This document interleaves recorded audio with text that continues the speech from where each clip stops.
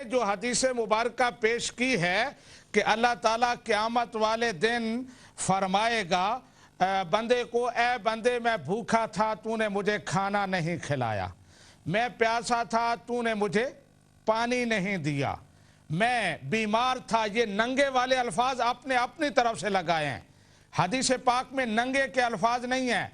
अल्लाह ताला फरमाएगा मैं बीमार था तू मेरी इयादत को नहीं आया।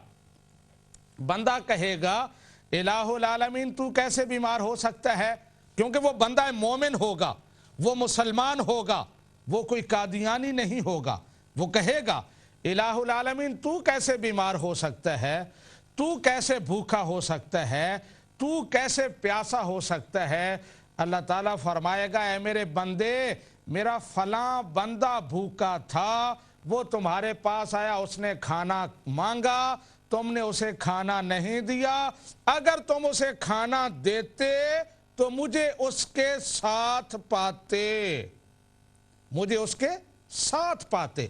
अगर तुम उसकी इयादत करते तो मुझे उसके साथ पाते। अगर तुम उसे पानी देते तो मुझे तुम उसके साथ पाते। ये है पूरी हदीस मुबारक। अब उसको देखें उसमें कौन सी गलत बात है, और ये देखें इस्मा वालादी ए मेरे बेटे सुन। अल्लाह ताला मिर्जा साहब को कह रहा है, और फिर मशहूद भट्ट साहब ने कुरान से जो हवाला दिया कि कुरान कहता है कि मुझे, अल्लाह ताला कहता है मुझे यूं याद करो जिस तरह अपने बापों को याद करते हो। तो कुफार को, मुशरिकीन को बताया जा रहा है कि वो इस्लाम से पहले मेलों में जाकर वहाँ अपने ख़ानदानी और नस्बी मफाखिर बयान किया करते थे हज के मौका पर। इस्लाम ने बताया कि वालिदैन को नहीं, अपने बड़ों को नहीं, बल्कि अल्लाह ताला को याद करो। ये तशबीह दी कि जिस तरह अपने बड़ों को पहले याद करते थे, अल्लाह को याद करो।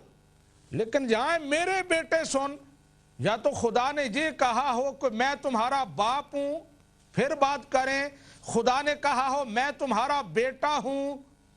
मशहूद भट्ट साहब आपके उस हवाले का इससे कोई ताल्लुक नहीं है, तो इसलिए बात को उलझाने की कोशिश न करें। सीधी बात है, समझें कि गलत है, इसको गलत को गलत कहें। जी नेक्स्ट कॉलर से बात करते हैं। अस्सलाम वालेकुम। जी वालेकुम अस्सलाम। सयालवी साहब मसरूर बात कर रहा हूँ लंदन से। जी मसरूर साहब। अच्छा सयालवी साहब, एक इलामा इकबाल का शेर है, वो सुन लें। जी फरमाएं। कहते हैं खुदी को कर बुलंद इतना कि हर तकदीर से पहले खुदा बंदे से खुद पूछे बता तेरी रजा क्या है।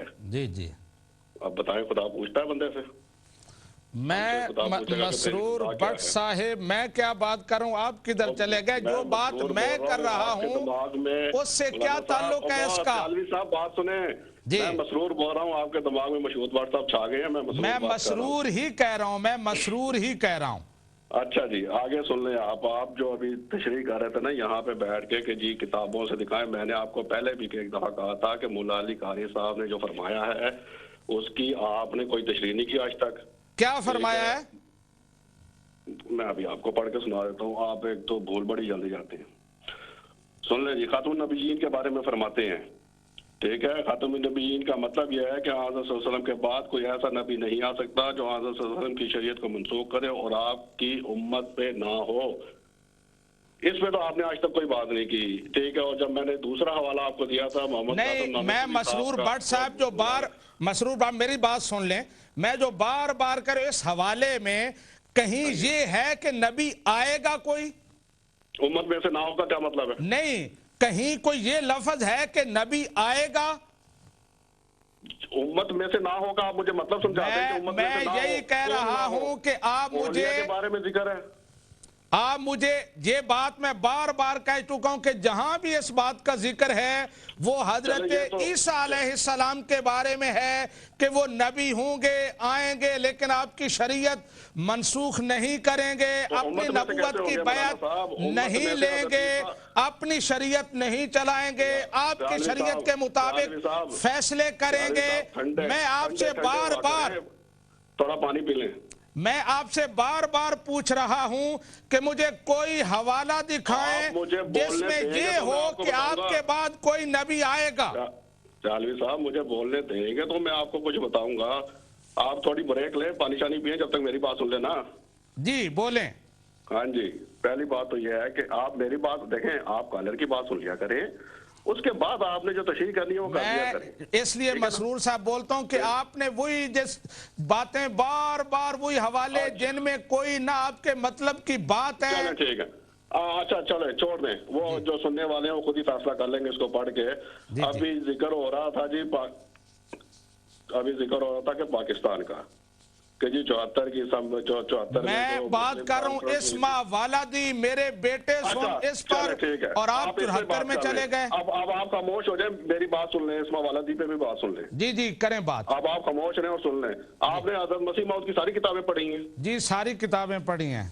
अगर आपने किताब पढ़ी है तो आपको ये पता होना चाहिए कि इस्मा वालादी क्यों लिखा गया, और ये गलती हुई है कातब की तरफ से, और ये दोबारा उसकी तशरीह हुई है कि जी ये इस्मा वालादी नहीं है। अगर आपने ये किताबें पढ़ी है, मौलाना साहब मेरी बात सुने। अच्छा ये क्या है? आप सुन ले, मैं आपको बताता हूँ। लोग आपको देख रहे हैं, और जिन जिन गैर अहमदी, जो अहमदी लोग नहीं है, उन्होंने ये किताबें पढ़ी हैं, तो यकीन करें वो, अब मुझे नहीं पता वो आपको क्या समझ रहे होंगे, आप जानते बूझते हुए एक चीज को। अब सुने क्या कहते हैं जी। आप कहते हैं ना, उन्होंने कहा ए मेरे बेटे सुन, ठीक है, कहते हैं जी कि ये इल्हाम नहीं है, ठीक है। इसके ऊपर तो आप इतने, ये कहाँ लिखा हुआ है? ये कहाँ लिखा हुआ है जो पढ़ रहे हैं आप?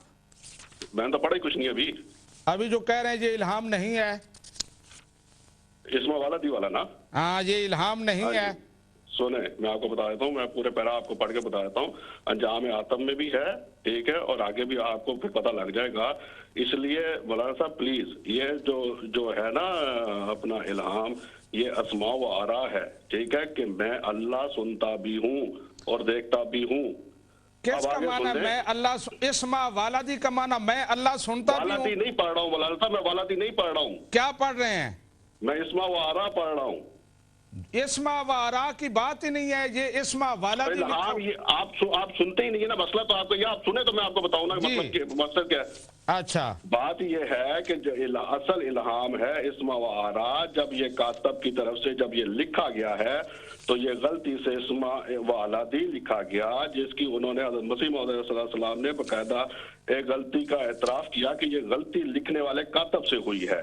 अच्छा ठीक है, और उन्होंने बकायदा इसका अल-फज़ल में इश्तिहार भी दिया, और ये जो अपना अल-बुशरा जिल्द 49 सतह नंबर 10 में भी इसका हज़रत मसीह मौद सलाम ने इस इल्हाम के बारे में बताया कि ये कातब की गलती से हुआ है। अगर आपने, मैं फिर वही बात जिक्र कर रहा हूँ कि अगर आपने हज़रत मसीह मौद की किताबें पढ़ी होती तो मेरा नहीं ख्याल कि इतनी बड़ी बेवकूफ़ी करते।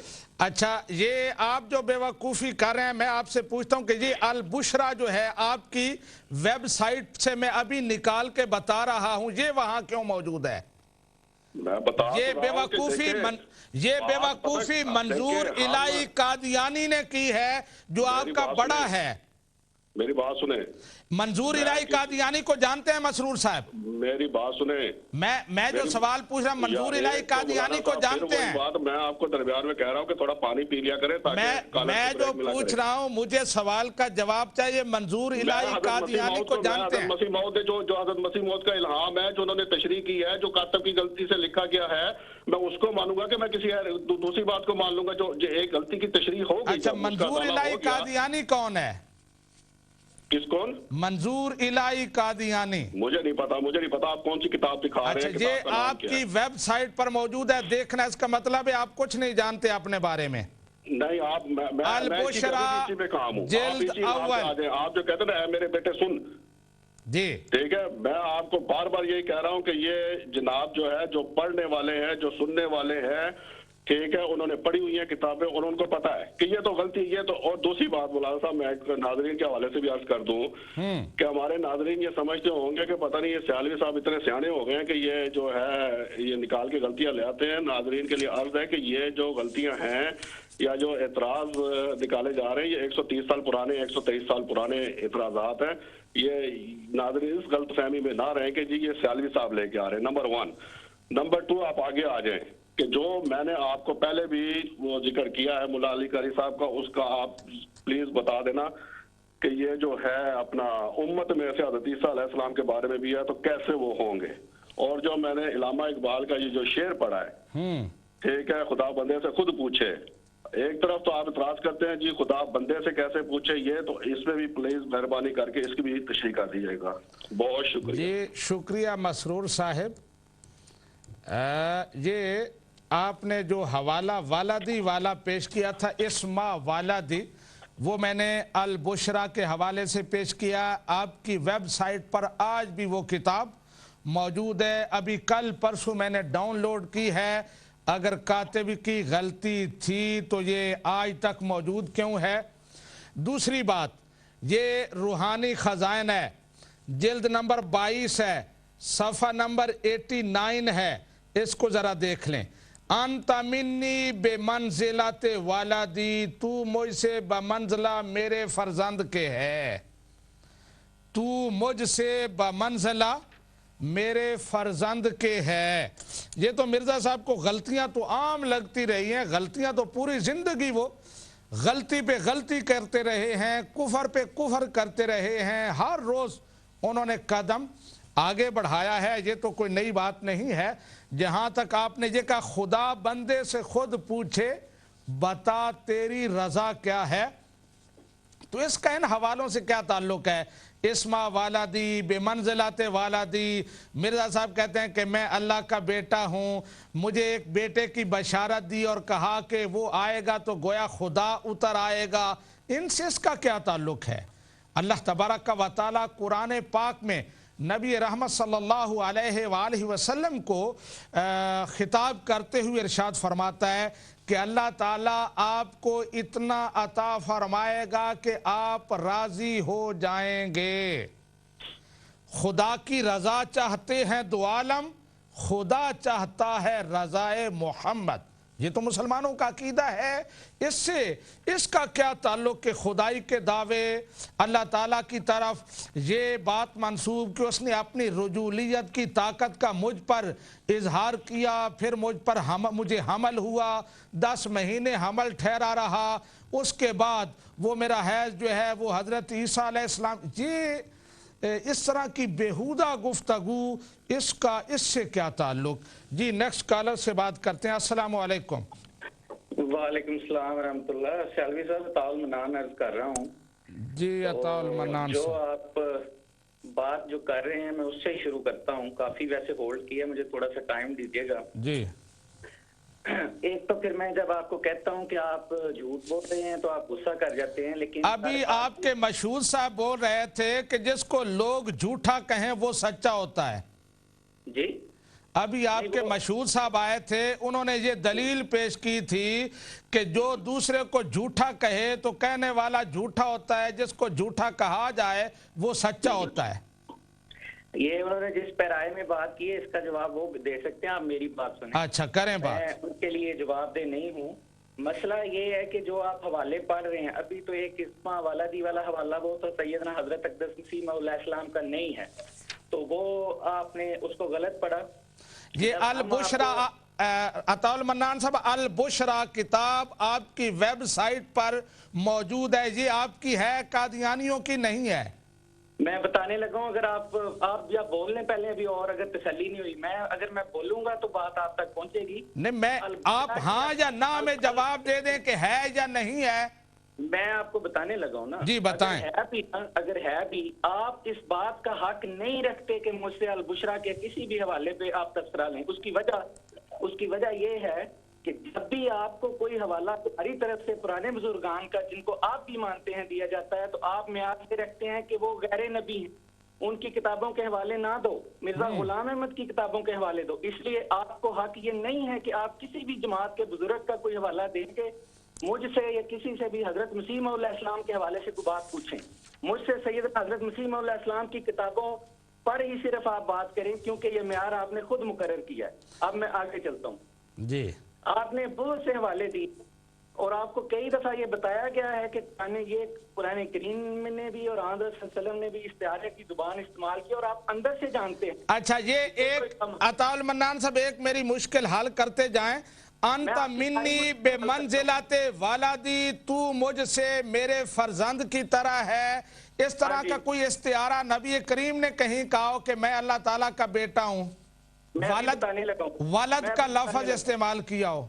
मैं अभी बताने लगा हूँ। जी बताएं। एक तो पहले ये तरतीब से जरा 2-3 सिर्फ आप मिनट दे दें, आप सुन लें प्लीज। जी बताएं।